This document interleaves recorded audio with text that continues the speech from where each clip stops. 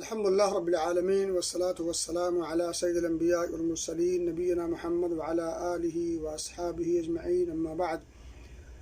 عن ابن عباس رضي الله تعالى عنهما قال: كان رسول الله صلى الله عليه وسلم أجود الناس بالخير، وكان أجود ما يكون في رمضان. كان جبريل يلقاه كل ليلة في رمضان، يعرض عليه النبي صلى الله عليه وسلم القرآن، فإذا لقيه جبريل كان أجود بالخير من الريح المرسلة. رواہ البخاری و مسلم. معزز سامعین و ناظرین اور عزیز دوستو، مال اور دولت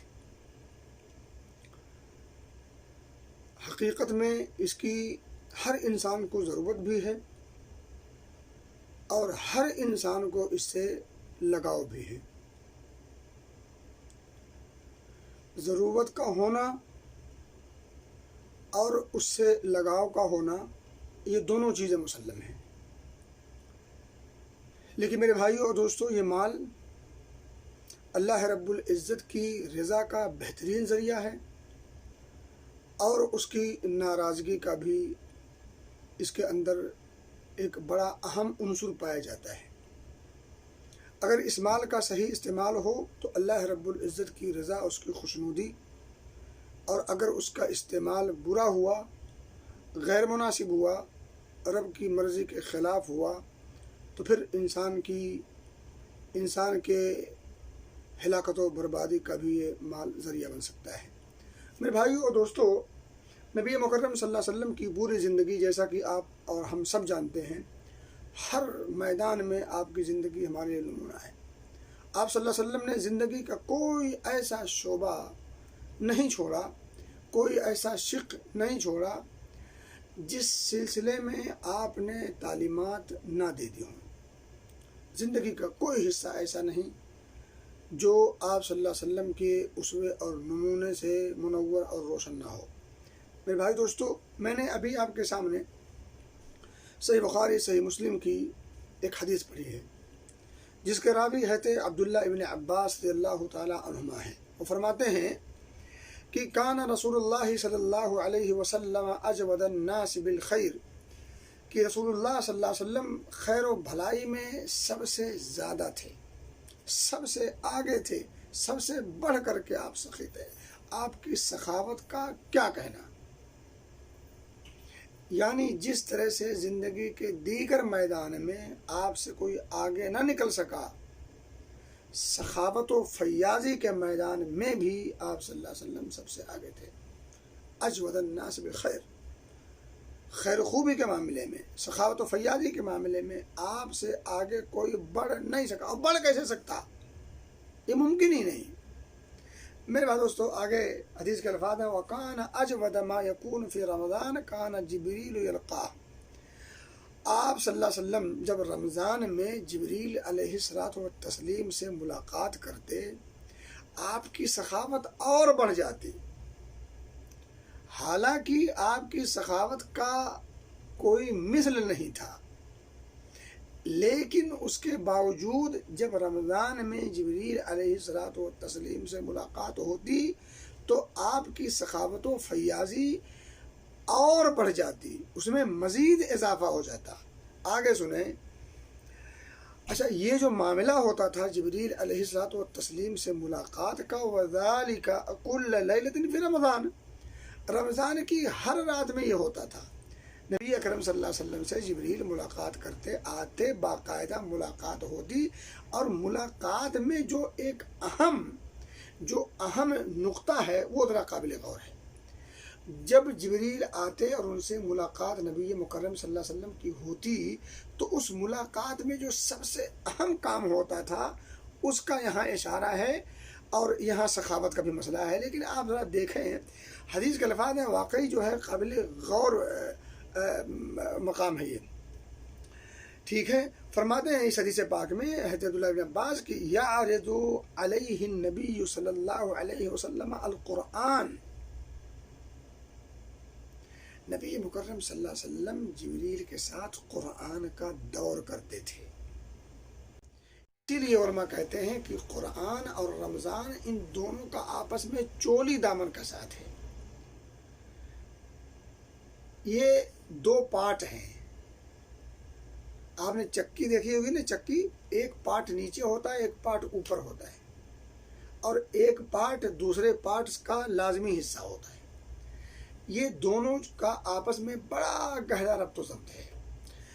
میرے بھائی دوستو، ہر رات، رمضان کی ہر رات جبریل علیہ الصلوۃ والتسلیم کی آمد ہوتی.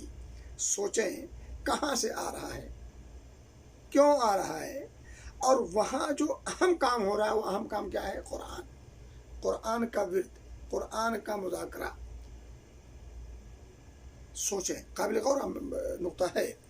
اور اسی حدیث جو ٹکڑا ہے، آخری ٹکڑا ہے، وہ جو آج کا جو میرا موضوع ہے، سخاوت و فیاضی نبی اکرم صلی اللہ علیہ وسلم کی کس حد تک ہوتی تھی.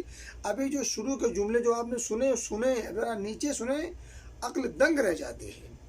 اور فرماتے ہیں کہ فَإِذَا لَقِيَهُ جِبْرِيلُ، جب جبریل ملاقات کرتے نبی اکرم صلی اللہ علیہ وسلم سے، كَانَ أَجْوَدَ بِالْخَيْرِ مِنَ الرِّيحِ الْمُرْسَلَةِ، آپ صلی اللہ علیہ وسلم خیر و خوبی، بھلائی اور سخاوت میں کھلی ہوا، تیز رفتار آندھی سے زیادہ سخاوت کرتے تھے.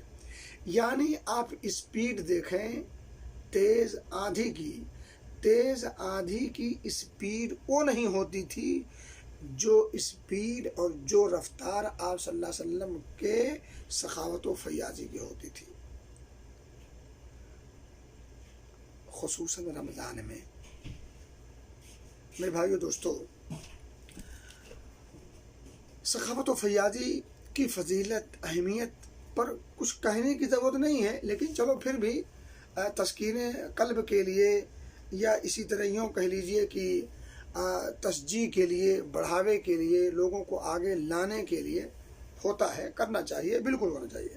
آئیے میں آپ کو ایک دو حدیث سناؤں، اور ان حدیثوں کی روشنی میں آپ کو اندازہ ہوگا کہ میرے بھائی دوستو، سخاوت و فیاضی ہونی بھی چاہیے.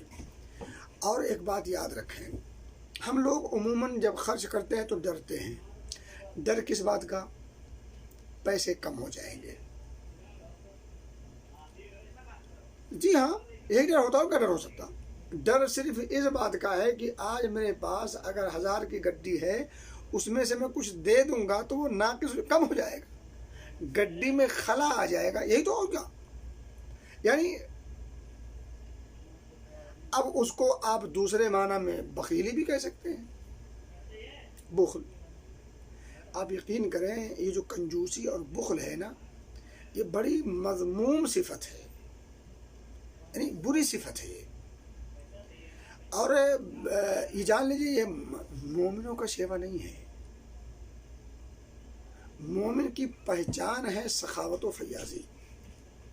مومن کی علامت ہے اپنے بھائیوں کی خبر گیری. مومن کا شعار ہے ایک دوسرے کے ساتھ خیر و خوبی اور بھلائی اور ان کے کام آنا. ظاہر سی بات ہے، کام آنے میں پیسے کا کام زیادہ پڑتا ہے.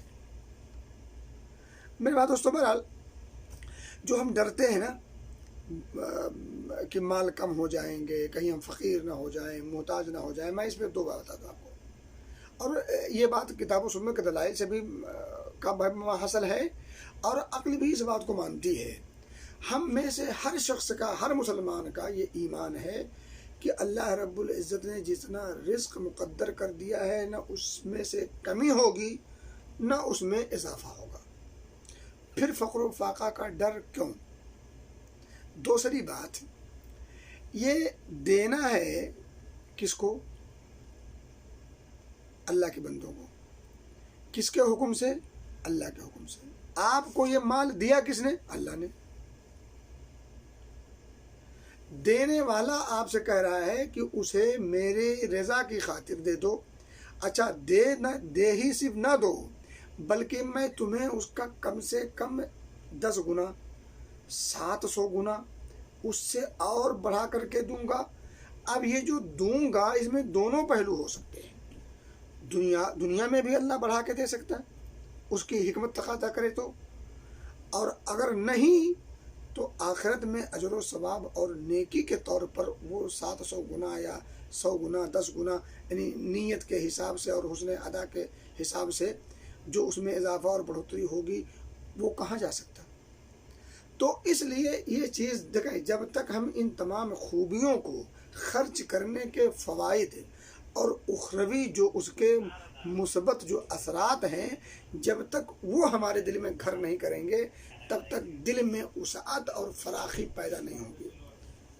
दिल में उसात पैदा करना हो तो ये चीज़ सोचें, हमें खर्च करना है उस रब के हुक्म से जो रब रज़्ज़ाक़ है, उस रज़्ज़ाक़ ने हमें दिया है। अच्छा, एक बात और याद रखें, वो छीन भी तो सकता है। आप ना दें तो छीन तो सकता है ना। कितने लोग हैं जिनके पास पैसों की बुहतात है, इतने पैसे हैं उनके हिसाब में नहीं आते, लेकिन उन पैसों में बरकत नहीं। कितने छोटी सैलरी वाले, छोटे अमाउंट वाले, कम पैसे वाले, और आप देखें उनकी ज़िंदगियों में खुशियाँ, नूर ही नूर, आसानी ही आसानी और तरह तरह की फरावानी। वो खूबियाँ और वो खुशियाँ हासिल कर लेते हैं जो अमीर तरीन इंसान न वो लम्हात हासिल कर पाता है, न वो खुशियाँ हासिल कर पाता है, न उसके दिल में एक गोना खुशी मैसर हो पाती है। ये अदम बरकत की इलामत है, बेबरकती है ये।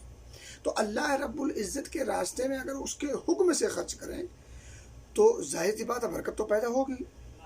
और अच्छा, एक बात याद रखें, बरकत का मतलब ये नहीं होता कि जब कि अगर आपके पास 10 रुपये हैं तो 20 हो जाएंगे। ऐसा भी हो सकता है, आगे बढ़ करके वो आगे चल करके वो ऐसा भी हो सकता, 20 क्या 20,000 हो सकते, लेकिन ये ज़रूरी नहीं। बरकत का एक पहलू ये भी है जो हमारी नज़रों से ओझल है कि अल्लाह रब्बुल इज़्ज़त बरकत का एक निशान ये भी दे देता है कि आप देखें, मैं कुछ समझाऊँ मिसाल से, कितने घराने आप देखे होंगे कि उसमें ऐसे लोग हैं कि पैसों की बुहतात तो है, लेकिन किसी को हार्ट अटैक हो रहा है, किसी का हार्ट फेल हो रहा है, किसी को शुगर है, किसी को कुछ है, किसी को अल्लाह बचाए कैंसर है। अल्लाह हम सबको हर किस्म की बीमारियों से महफूज रखे। और ये जो वक्ती बीमारी जो आई है, जो कोरोना, अल्लाह हम सबको जल्द इससे महफूज रखे और जल्द अज जल्द जो है अल्लाह हमसे इसका ख़ात्मा करे। तो मैं कह रहा था कि तरह तरह की बीमारियां, तरह तरह के मसाइल और तरह तरह की वो उसमें घिरे हुए हैं। कहीं मुकदमा चल रहा है, कहीं ज़मीन का मसला फंसा हुआ है, कहीं कुछ हो रहा है, कहीं कुछ हो रहा है। पैसे आ तो रहे हैं बिल्कुल, लेकिन खर्च भी हो रहे हैं वैसे। दूसरा एक आदमी उसके बगल में है, 5,000, 10,000, 15,000, 20,000 उसकी सैलरी महीने की है, लेकिन घर में कोई बीमार नहीं, उसका कोई मुकदमा नहीं, उसके जो है पुलिस वालों से कोई पंगा नहीं, किसी से कोई लड़ाई नहीं, कोई झगड़ा नहीं, आराम के साथ हफ्ते में 2 दिन 3 दिन गोश्त भी खा लेता है, कभी कभार वो फल फ्रूट भी ले आता है और चैन व सुकून की नींद सोता है बगैर गोली के। ये बरकत नहीं, बरकत है। इसका नाम भी बरकत है। बरकत का मतलब नहीं कि आपके डब्बे में 10 रुपये हो और 10 की जगह वो जैसे उसमें से एक निकाल कर किसी को खर्च करें वो 12 हो जाएगा, नहीं, वो 9 ही बचेगा। लेकिन उस 9 में अल्लाह रब्बुल इज़्ज़त ऐसी बरकत डाल देगा कि आपके वो काम हो जाएंगे जो काम आपके लंबे अमाउंट से भी नहीं हो सकते थे, ज़्यादा रुपए पैसे से भी नहीं हो सकते थे।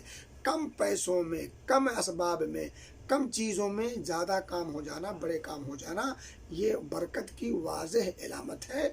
और मेरा ख़याल है कि सुनने वाले जितने हैं सब की ज़िंदगी में ऐसे कभी न कभी वाक़यात आए होंगे,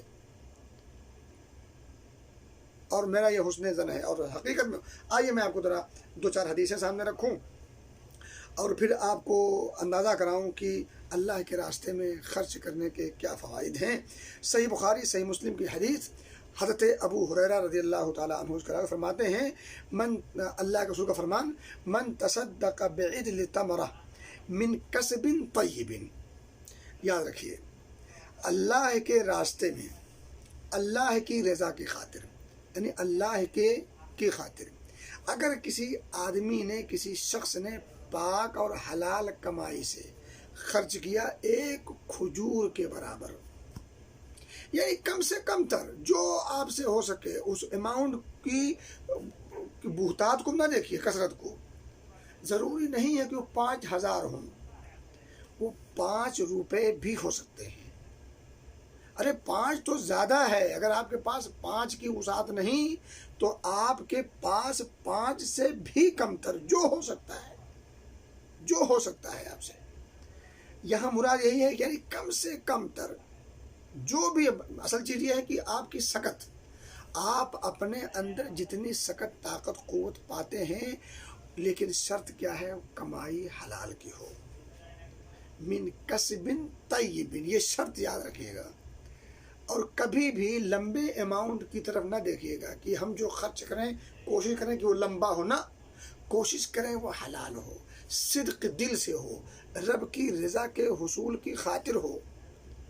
یہ چیز قابل غور ہے، اس چیز پر توجہ دینی چاہیے۔ اور چونکہ ہم لوگ ان تمام چیزوں پر توجہ کم دیتے ہیں، چونکہ ہمیں شہرت کا بھی تو مسئلہ ہوتا ہے، نام بھی تو لینا کمانا ہے۔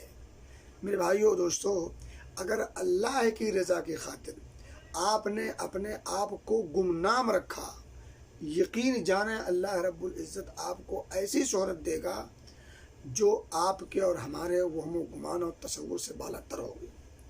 مجھے بتائیں، ائمہ میں سے امام ابو حنیفہ رحمۃ اللہ علیہ، امام مالک رحمۃ اللہ علیہ، امام شافعی، امام احمد بن حنبل رحمہ اللہ، ان لوگوں نے کتنے فوٹو کھنچوائے تھے؟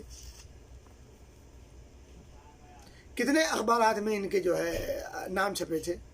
امام بخاری رحمۃ اللہ علیہ، امام مسلم رحمۃ اللہ علیہ، آپ ان کے نام پڑھ رہے ہیں، رحمۃ اللہ علیہ کہنے پر مجبور ہیں، ان کا نام سنتے ہیں تو آپ کو ایک گونا سکون حاصل ہوتا ہے۔ حدیث بخاری کے اندر ہے، حدیث مسلم کے اندر ہے، تو آپ کا ذہن بالکل مطمئن ہو جاتا ہے کہ نبی اکرم صلی اللہ علیہ وسلم کے الفاظ ہی ہیں، نبی کی زبان مبارک سے نکلے ہوئے یہ الفاظ ہیں، آپ مطمئن ہو جاتے ہیں۔ مجھے بتائیں، ان لوگوں نے کتنے فوٹو کھنچوائے تھے؟ کھنچوائے تھے؟ نہیں نا، ہرگز نہیں۔ لیکن آج دنیا ان کو عزت سے، محبت سے، عقیدت سے، احترام کے ساتھ نام لیتی نہیں لیتی؟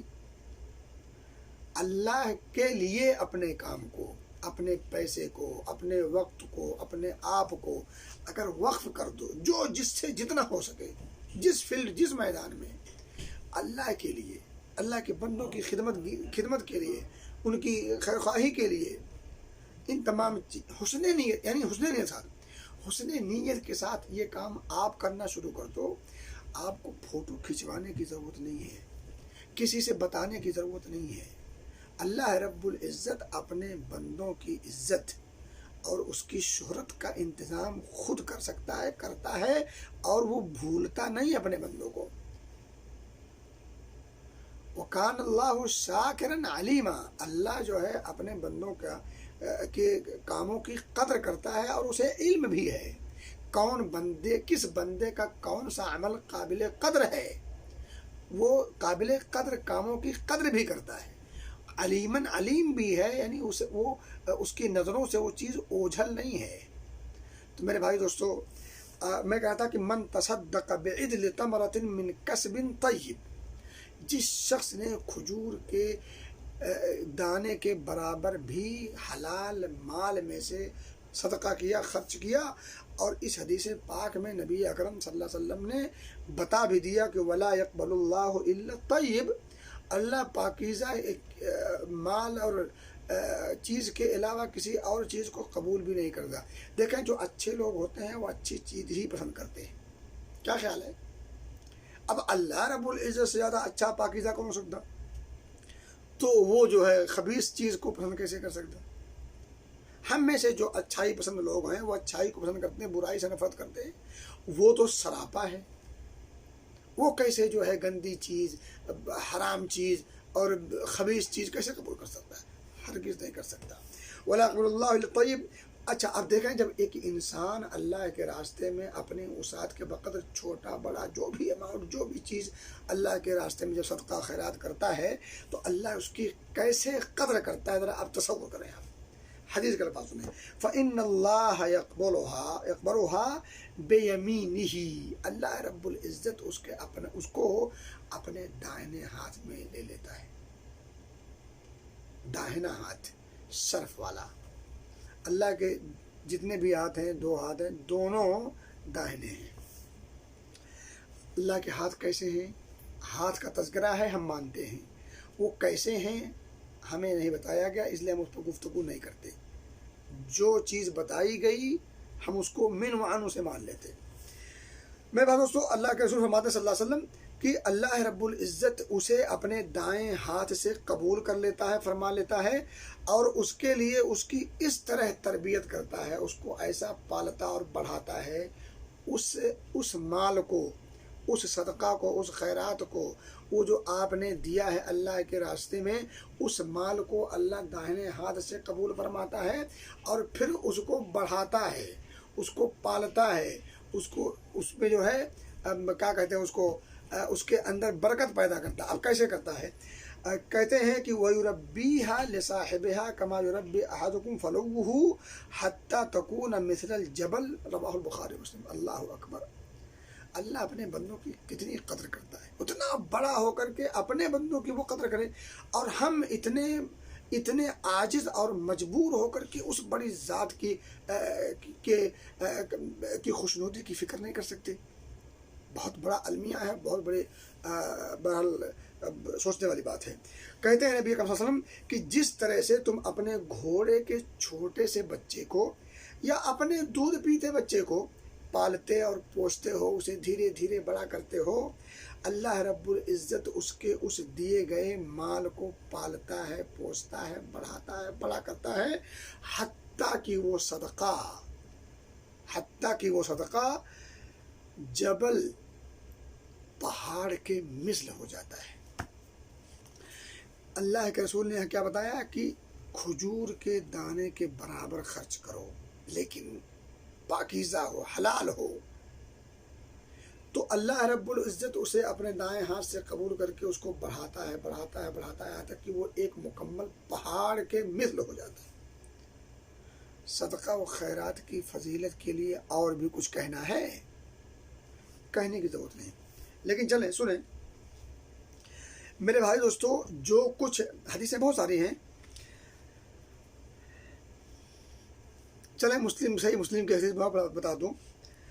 اس کے راوی بھی ہے ابو ہریرہ، فرماتے ہیں کہ ان رسول اللہ صلی اللہ علیہ وسلم قال ما نقصت صدقۃ من مال۔ دیکھو ہم لوگ خرچ نہیں کرتے ہیں، کیوں؟ ڈرتے ہیں کم ہو جائے گا۔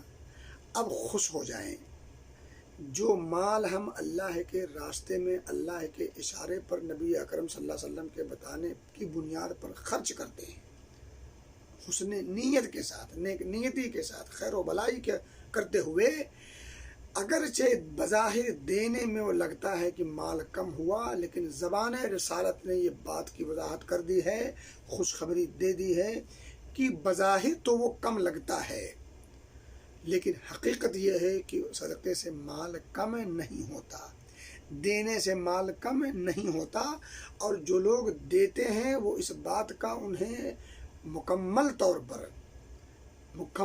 پر یقین ہے کہ واقعتاً دینے سے مال دیتے وقت لگتا ہے کہ 10,000 کم ہو گیا، لیکن در حقیقت اللہ رب العزت کی برکت کیسے جو ہے اپنے دہانے کھول دیتی ہے، یہ وہ لوگ سمجھ سکتے ہیں جو اس کام میں اپنے آپ کو پاتے ہیں۔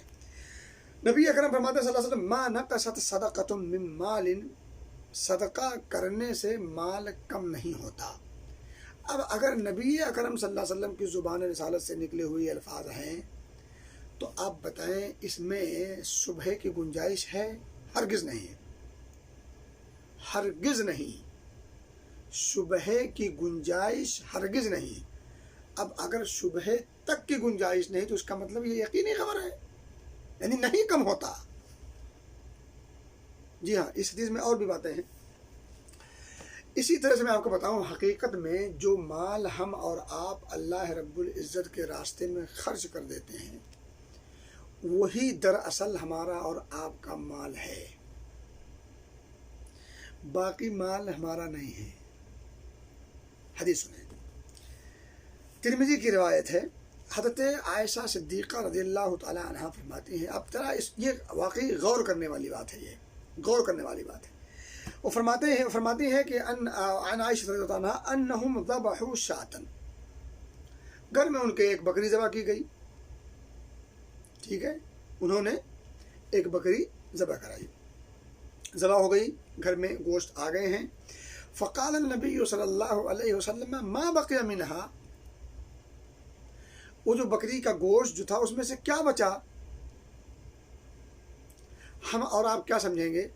یعنی اس بکری کا گوشت جو گھر میں موجود تھا ذبح کرنے کے بعد جو آیا ہے، جو سالم تھا گوشت، ما بقیہ منہا کا مطلب یہ ہوا کہ جو خرچ ہو گیا یعنی جو بانٹ دیا یا دے دیا یا پکا لیا یا کھا لیا وغیرہ وغیرہ، جس بھی شکل میں، غریب کو، دوست کو، احباب کو، دیگر گھروں میں پڑوسیوں کو، یا اپنے گھر میں جو پکایا اور کھا لیا، تو یہ تو جو کھا لیا ہو گیا ختم۔ جو بچا کا مطلب کیا ہوگا؟ ہماری عقل کیا کہتی ہے؟ بچا وہ ہے جو ابھی یہاں رکھا ہوا ہے، جو دیا نہیں گیا ہے، جو کھایا نہیں گیا ہے، جو استعمال نہیں کیا گیا ہے۔ آدمی یہی سمجھے گا۔ اماں عائشہ صدیقہ نے بھی یہی سمجھا، تو انہوں نے کیا کہا؟ قالت ما بقی الا کتفھا، اللہ کے رسول صلی اللہ علیہ وسلم کوئی خاص چیز تو نہیں بچی، ہاں بازو بچا ہے، شانہ، یعنی شانہ کے علاوہ، بازو کے گوشت کے علاوہ کچھ نہیں بچا ہے۔ اب ذرا نبی اکرم صلی اللہ علیہ وسلم کا فرمان سنیں۔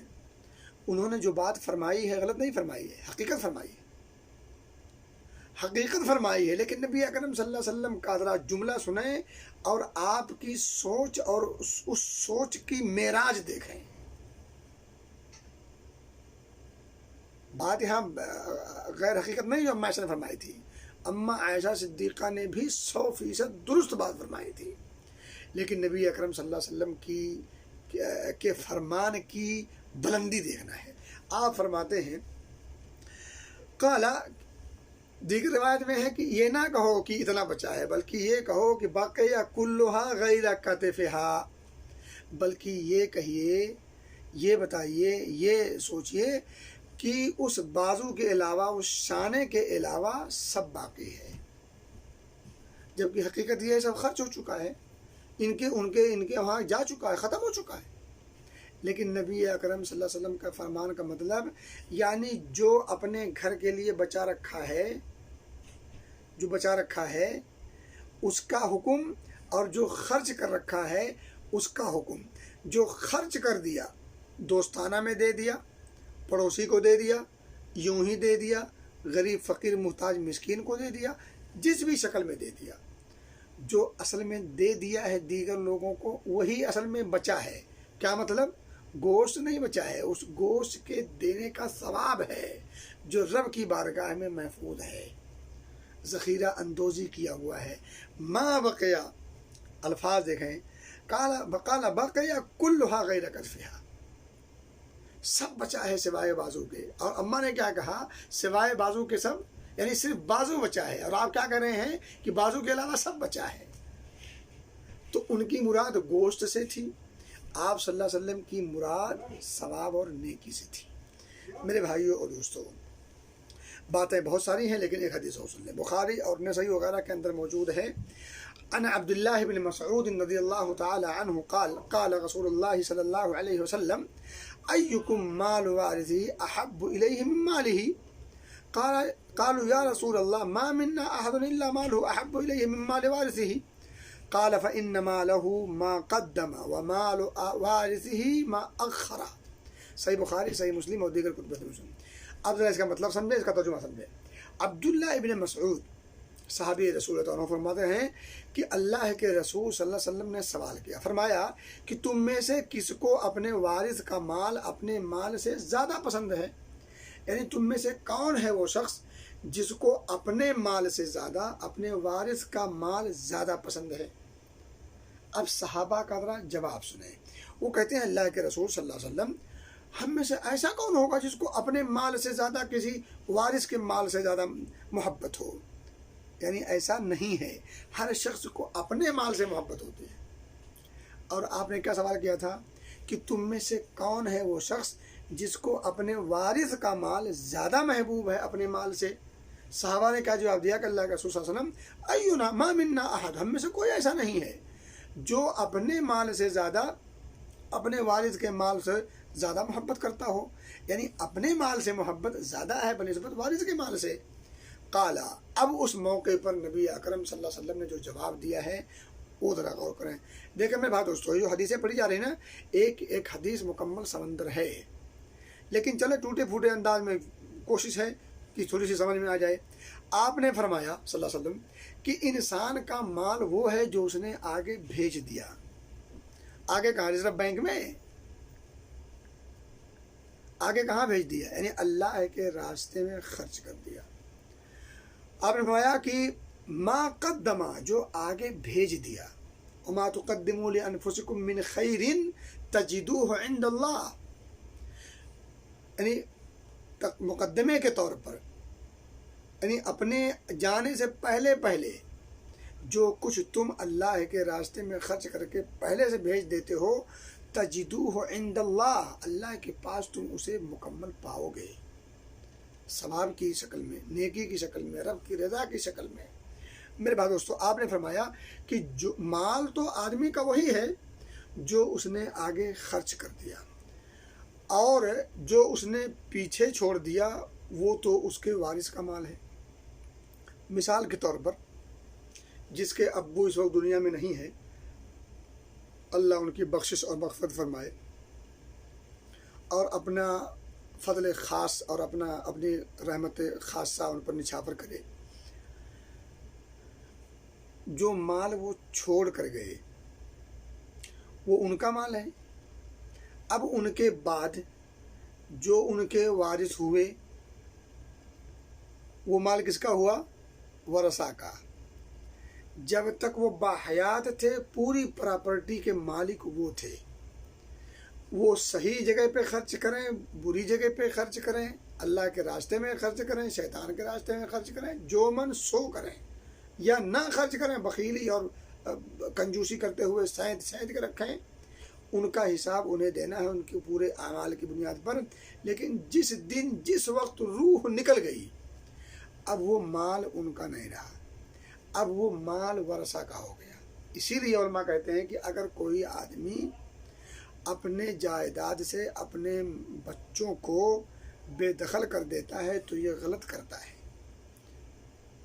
اپنی جائیداد سے آدمی اپنے بچوں کو بے دخل نہیں کر سکتا، کیونکہ اس پر اس کا حق نہیں ہے۔ اس کا حق، کچھ لوگ ہوتے ہیں نا، جب غصے میں آتے جا کر کے 4 بیٹے ہیں، 3 بیٹے کا نام لکھ دیا، ایک کو ختم کر دیا، چوتھے بیٹے کا حق اللہ نے دیا ہے۔ کسی کو یہ حق جائز طور پر نہیں پہنچتا کہ اس کو گبن کر لے، اس کو چھین لے۔ یہ یاد رکھیے۔ یہ اور بات ہے، دنیاوی قانون سے وہ چھین سکتا ہے، دنیاوی قانون میں اس سے وہ مال چھینا جا سکتا ہے، لیکن اخروی قانون پکڑ کر پائی کا حساب کروا لے گا۔ رب کے ہاں کسی قسم کی کوئی قطر بیوت نہیں چلے گی۔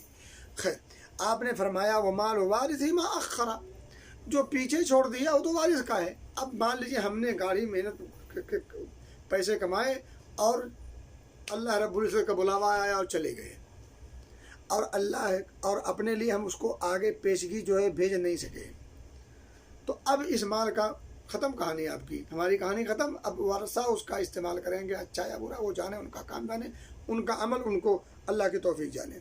ٹھیک ہے، تو میرے بھائیو اور دوستو، یہ کچھ گفتگو میں نے آپ سے کی ہے، اور میں آپ بتا دوں اللہ کے رسول صلی اللہ علیہ وسلم کی سخاوت اور فیاضی، میرے خیال بات بہت لمبی ہو گئی شاید، لیکن چلیں کوئی بات نہیں،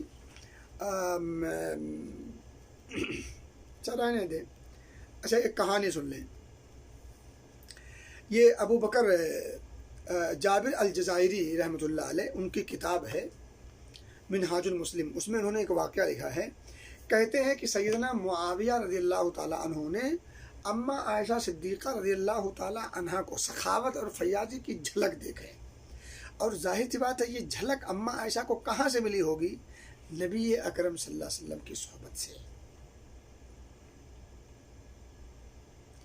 فرماتے ہیں ابو بکر جابر جزائری رحمۃ اللہ علیہ اپنی کتاب میں منہاج المسلم میں، کہتے ہیں کہ سیدنا معاویہ رضی اللہ تعالیٰ عنہ نے سیدہ عائشہ رضی اللہ تعالیٰ عنہا کے پاس 1,80,000 درہم، 1,80,000 درہم، 20,000 کم ہے تو 2 لاکھ درہم بھیجے، روانہ کیا، اور اماں عائشہ کو وہ 1,80,000 درہم مل گیا۔ سیدہ عائشہ رضی اللہ تعالیٰ عنہا نے انہیں خیرات کرنا شروع کر دیا اور شام ہو گئی اور ختم ہو گیا۔ جب شام ہوئی یعنی شام تک 1,80,000 درہم خرچ کر دیا۔ اور ابھی آپ دیکھیں، آپ سوچتے ہوں گے کہ ان کے گھر میں کچھ ہوگا، گھر میں کیا ہے، بے اندازہ کیجئے۔ اصل تو یہ نقطہ ہے نا، ایک آدمی کے پاس مال کی بہتات ہو، 1 لاکھ نہیں 10 لاکھ دے سے لوگ کروڑ بھی دے دیتے ہیں، 25 کروڑ 20 کروڑ 18 کروڑ، کیونکہ ان کے پاس ہوتا اتھا ہے۔ تو ان اتھاہ مال و دولت میں سے اگر 10 کروڑ 20 کروڑ 1 لاکھ 2 لاکھ 4 لاکھ 20 لاکھ اگر کوئی دے دے تو اس کو دیکھیں، اور یہاں جو پس منظر ہے، یہاں جو جھلک ہے، اس کو اگر آپ ٹیلی کریں تو اس کروڑ کی کوئی وقعت نہیں ہے اس خرچ کے سامنے۔ آپ ایسے سوچیں، ایک آدمی کے پاس 2 ہی ریال ہے، اس نے 1 ریال دے دیا۔ ایک آدمی کے پاس کروڑوں ہے، بے شمار ہے، اس نے ان کروڑوں میں سے بے شمار میں سے 25 کروڑ دے دیا۔ کون زیادہ سخی ہوا؟ کس کا دل بڑا ہے؟ 2 ریال والا۔ 2 ریال والے کا دل اس کروڑوں والے کے دل سے بڑا ہے۔ اور میرا خیال ہے کوئی حدیث بھی اس طرح، جی ہاں، حسن درجے کی طرح حدیث سن لیں اسی بات پہ جو بات آ گئی ہے۔ ابو ہریرہ سے مروی ہے، نبی اکرم صلی اللہ علیہ وسلم فرماتے ہیں کہ سبق درہم 100,000، 1 درہم غالب آ گیا، بڑھ گیا، سبقت کر گیا، درجہ یعنی بازی مار لے گیا۔ 1 درہم 1 لاکھ درہم سے بازی مار لے گیا۔ کیسے؟ فقال رجل وکیف ذلک یا رسول اللہ صلی اللہ علیہ وسلم، ایک صاحب نے پوچھ لیا، اللہ کے رسول صلی اللہ علیہ وسلم ایسا کیسے؟ ایک آدمی نے 1 درہم اور ایک آدمی نے 1,00,000 درہم، 1,000 درہم، 100,000، 1 لاکھ۔ 1 لاکھ میں 6 زیرو پلس ہوتے ہیں، 1 کے بعد 6 زیرو، اور یہاں صرف 1 ہے بغیر زیرو کے۔ یہ 1 والا اس 1 پلس 6 زیرو پہ غالب ہو گیا، کیسے؟ سوال تو بنتا تھا، تو سوال کر لیا۔ کالا، تو آپ نے فرمایا رجل لہو مال کثیر، ایک آدمی جس کے پاس بہت سارے مال ہیں، بہتات ہے، اس کو پتہ نہیں ہے کتنا ہے، ٹھیک ہے، انلمیٹڈ۔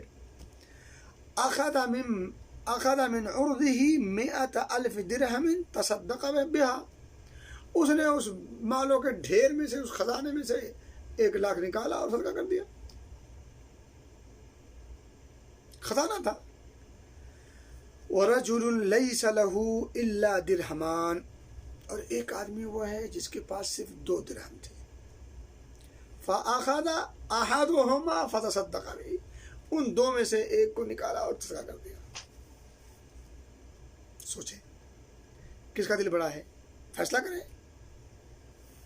ارے میں تو کہتا ہوں کہ ان دونوں کے لیے ترازو قائم ہی نہیں کیا جائے گا، ان دونوں کا آپس میں کوئی جوڑ ہی نہیں ہے۔ اور ایک بات یاد رکھیں، اللہ رب العزت کے ہاں، میں نے شاید بتایا ہے، آپ جانتے ہوں گے، اللہ رب العزت کے ہاں خلوص دیکھا جاتا ہے، حسن نیت دیکھی جاتی ہے، حسن ادا دیکھی جاتی ہے۔ اللہ رب العزت کو کوانٹٹی سے مطلب نہیں ہے، کوالٹی۔ وہ محتاج چھوڑو ہے، اس کو ضرورت تھوڑی ہے۔ جس کی آپ ہیلپ کیے ہیں اپنے مال سے، اللہ اس کی ہیلپ کر سکتا ہے، لیکن اس کی ہیلپ اس نے نہیں کیا بظاہر، اس کو غریب بنایا، ایک آدمی کو مالدار بنایا، دونوں کا امتحان ہو رہا ہے، اس کی غریبی میں امتحان ہو رہا ہے، آپ کی امیری میں امتحان ہو رہا ہے۔ اصل دنیا ہے ہی امتحان، دنیا تو ہے ہی امتحان کی جگہ، تو امتحان ہے، ورنہ اللہ رب العزت آپ سے زیادہ اسے دے سکتا تھا جس کے پاس آج کھانے کے لالے پڑے ہوئے ہیں۔ ایک بات یاد رکھیں، اس وقت جو ہے لاک ڈاؤن کی وجہ سے جو پریشانیاں ہمارے ملکوں میں خصوصاً ہیں، اس پر بھی توجہ دینے کی ضرورت ہے۔ جس سے جتنا ہو سکے، جس بھی میدان میں، اسے اپنے میدان میں اپنے وسعت بھر صدق دل سے، انسانیت کی خیرخواہی کی نیت سے، اللہ رب العزت کی رضا کی خاطر یہ کام میں ضرور حصہ لیں، جہاں بھی مواقع مل جائے۔ تو میں کہہ رہا تھا میرے دوستوں کہ 1,80,000 درہم بھیجے۔ اما عائشہ صدیقہ رضی اللہ تعالیٰ عنہ نے خیرات کرنا شروع کر دیا، اور جب شام ہوئی تو نوکرانی سے کہنے لگیں، جو ان کی جو مادی تھی لونڈی، کہنے لگی میرے لیے ذرا افطاری لے آؤ۔ اب وہ رمضان کا مہینہ بھی ہو سکتا ہے، عام دن بھی ہو سکتے ہیں، اللہ والے روزہ رکھا کرتے تھے۔ تو انہوں نے کیا کہا نوکرانی سے، ذرا کچھ افطاری کا انتظام کر دو۔ تو وہ روٹی اور زیتون لے کے آئیں اور کہنے لگیں، وہ نوکرانی، اس مال میں سے جو آج آپ نے خرچ کیا ہے 1 درہم کا گوشت ہی خرید لیتی، یعنی 1,80,000 درہم میں سے 1 درہم تو روک لیتی، جس سے گوشت وغیرہ آ جاتا یا کچھ کوئی اچھی ڈش بن سکتی۔ اور ہمارے پاس تو ڈشوں کی گنتی نہیں ہوتی، گوشت بھی بنتا ہے تو گوشت میں بھی کئی قسم کا، کچھ فرائی ہونے چاہیے، کچھ ایسے ہونے چاہیے، کچھ ویسے ہونے چاہیے۔ میں نہیں کہتا اللہ نے دیا کھائیں، کوئی بات نہیں، لیکن یہ ہے کہ ذرا اور بھی کچھ کام ہے کھانے کے علاوہ، اور بھی غم ہے زمانے میں محبت کے سوا، تو اس پر بھی توجہ ہونی چاہیے۔ تو انہوں نے کیا کہا کہ 1 درہم کا گوشت ہی خرید لیتی۔ تو انہوں نے کیا فرمایا، دیکھیں بھولا پن، قربان جائیے ان کے اس بھولا پن پر، اور اس قدر دنیا سے بے رغبتی۔ اندازہ کیجئے کیا کہتی ہیں کہ اگر آپ یاد دلاتی تو خرید لیتے، اتنی فکر نہیں۔ اور ہماری فریج، ہمارے بینک، ہمارے گھر بھرے ہوتے ہیں، لیکن اس کے باوجود ہمیں ڈر ہوتا ہے کہ کل کیا ہوگا۔ اچھا ہم تو کل کی بات چھوڑیں، ہم تو اپنے مرنے کے بعد اپنے بچوں کی بھی فکر بڑی کرتے ہیں، بچوں کو کیا ہوگا، پھر یہ کیا ہوگا، پھر وہ 50 سال 1000 سال بعد کی مستقبل کی ہم سوچتے ہیں، اس مستقبل کی نہیں۔ وَلْتَنْظُرْ نَفْسٌ مَا قَدَّمَتْ لِغَدٍ، اس مستقبل کی نہیں سوچتے، ارے اس مستقبل کی سوچتے ہیں جس مستقبل کا کوئی بھروسہ نہیں۔ بچے کیا کریں گے؟ میں نہیں کہتا کہ بچوں کے لیے آپ کچھ نہ کریں، بالکل کریں، ہر باپ کرتا ہے، اور کون باپ نہیں کرتا، کرتے ہیں، ٹھیک ہے، کرنا بھی چاہیے، لیکن یہ ہے کہ اس مستقبل کی، بچوں کے مستقبل کی بنیاد پر آپ اپنے اس مستقبل کو خراب کر لیں۔ اور میں کہتا ہوں کہ کیا ہمارے اور آپ کے ابو نے ہمارے مستقبل کی فکر نہیں کی تھی، لیکن اس کے باوجود ہمیں در کی ٹھوکر کھانی پڑتی کہ نہیں پڑتی؟ 7 سمندر پار بیٹھے کہ نہیں بیٹھے؟ کتنے لوگ کہاں ہیں، کیا نہیں کر رہے ہیں؟ کیا ان کے ماں باپ نے، ان کے آباء و اجداد نے، ان کے گارجین اور سرپرستوں نے ان کے لیے نہیں کچھ کیا تھا؟ جیسے ہم اپنے بچوں کے لیے کرتے ہیں، ہمارے والدین نے بھی ہمارے لیے کیا تھا، لیکن ہم پھر بھی پریشان ہیں، ایسے ہمارے بچے بھی پریشان رہیں گے۔ اس لیے زیادہ پریشان ہونے کی ضرورت نہیں ہے، بالکل کریں، جائز تک جو ہوتا ہے کرنا چاہیے، بالکل کرنا چاہیے، لیکن ان کے مستقبل کی فکر میں اپنے مستقبل کو تباہ و برباد کر دینا، یہ بہرحال عقل مندی کا سودا نہیں ہے۔ اللہ ہم سب کو سمجھ کی توفیق دے۔ بات میں نے شاید کوئی بڑی اچھوتی نہیں کہی ہے، لیکن کہہ دی ہے بہرحال۔ تو میرے بھائی دوستوں، کہنے کی بات یہ ہے کہ باتیں بہت ساری ہیں، اور اتنی باتیں بھی میرے خیال لمبی ہو گئیں، لیکن چلیں، اللہ رب العزت دعا ہے کہ اللہ رب العزت ان کہی گئی باتوں میں اثر پیدا کر دے، برکت پیدا کرے اور قبولیت سے نوازے۔ اللہ ہم سب کو ہر موقع پر اخلاص کے ساتھ اور حسن ادا کے ساتھ کام کرنے کی توفیق دے، اور مولا جو کچھ ہم سے حسن ادا اور اخلاص کے ساتھ جو کچھ ہم سے ٹوٹے پھوٹے کام ہو جائیں، اللہ تو انہیں قبول فرما، اور یہ قبولیت اس درجے کی ہو کہ گناہوں سے باز رہنے اور مزید نیکیاں کرنے کی توفیق کا سبب بن جائے۔ آمین۔ وآخر دعوانا الحمدللہ رب العالمین، والسلام علیکم ورحمۃ اللہ وبرکاتہ۔